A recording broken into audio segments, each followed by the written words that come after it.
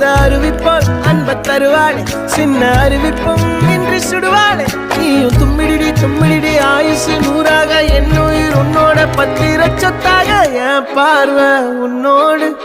உன் பொம்மை கண்ணோடு பேசாமல் விண்ணோடு